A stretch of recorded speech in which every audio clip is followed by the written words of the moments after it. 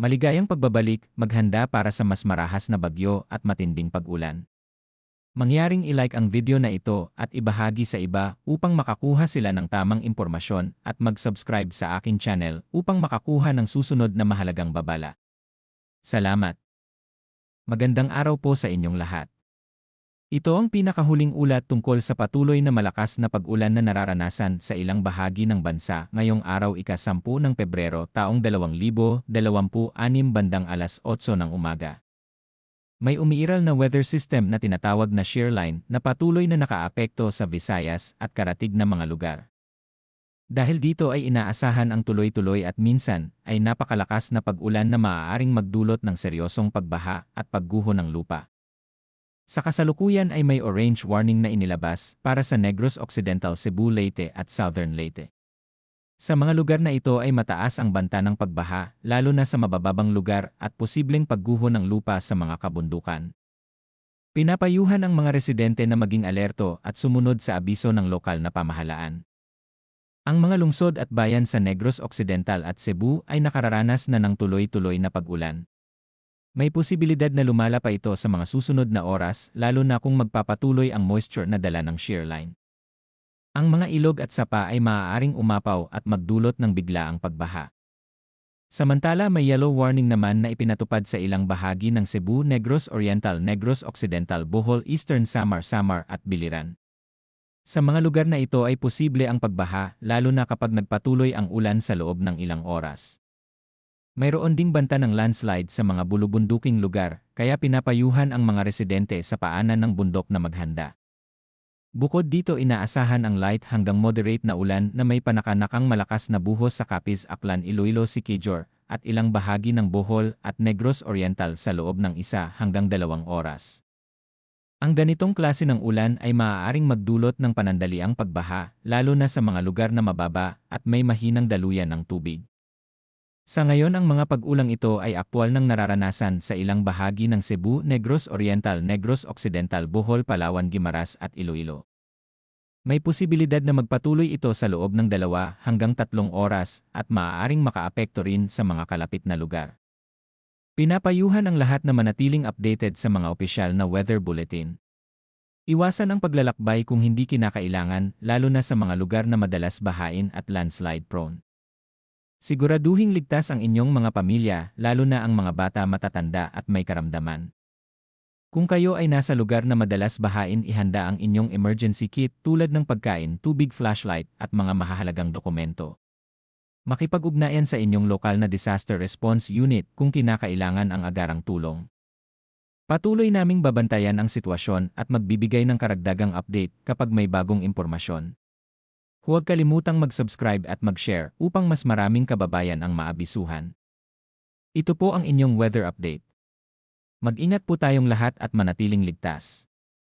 Magandang araw, Pilipinas! Kung ramdam ninyo ang malamig na hangin at biglaang pag-ulan ngayong umaga, hindi ito basta karaniwang panahon lamang. May 2 malalakas na sistemang pangpanahon na sabay na kumikilos sa bansa. At ito ang ating tututukan ngayon. Ngayong ika-10 ng Pebrero 2026 alas 4 ng umaga. Inilabas ang pinakabagong 24 na oras na public weather forecast.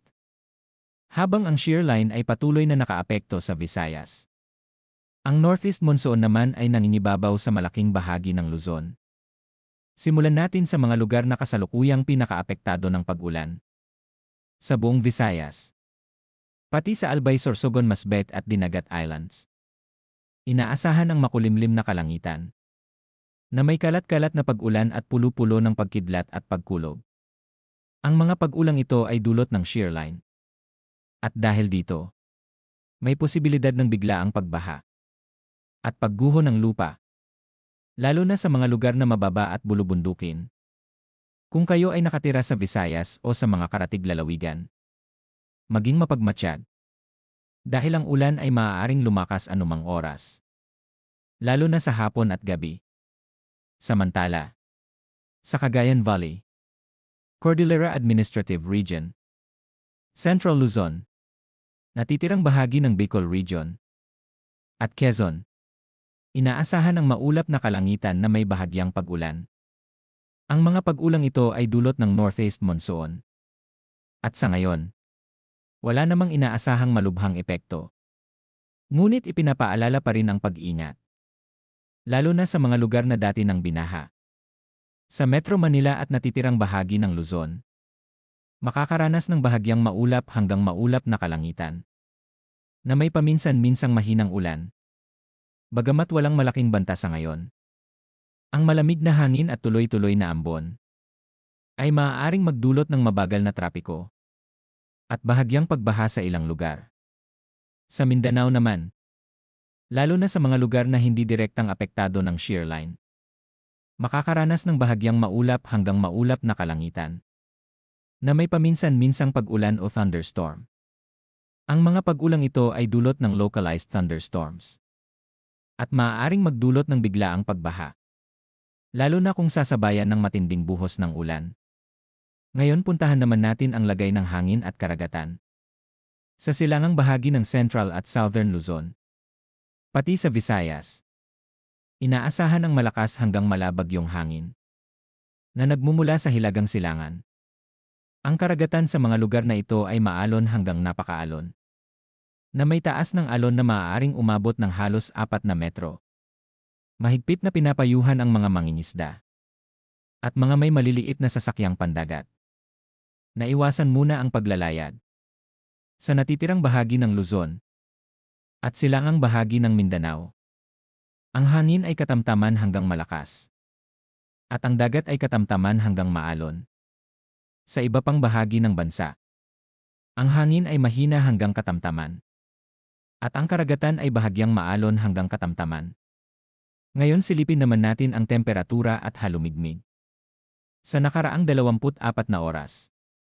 Ang pinakamababang temperatura ay naitala sa 23 degree, habang ang pinakamataas ay umabot sa halos 30 degree. Ang relatibong halumigmig ay bumaba hanggang 49% at umabot sa 65%. Ibig sabihin ay may halong lamig at tuyo ang hangin sa ilang oras ng araw. Para sa mga nagtatrabaho sa labas at sa mga biyahero, ugaliing uminom ng sapat na tubig at maghanda sa pabago-bagong lagay ng panahon. Para naman sa astronomical information sa Metro Manila, ang pagsikat ng araw ay ganap na alas 6:22 ng umaga. At ang paglubog ng araw ay alas 5:59 ng hapon. Ang buwan ay sisikat makalipas ang hating gabi at lulubog bandang tanghali, na may liwanag na halos 41%. Mga kababayan, ang panahong ating nararanasan ngayon ay hindi dapat baliwalain. Kahit walang bagyo, ang shear line at northeast monsoon ay kayang magdala ng malalakas na ulan at panganib. Patuloy naming babantayan ang lagay ng panahon at magbibigay ng agarang update kung may pagbabago o babala. Ibahagi ang ulat na ito upang mas maraming Pilipino ang maging handa. Mag-ingat tayong lahat at manatiling ligtas Pilipinas.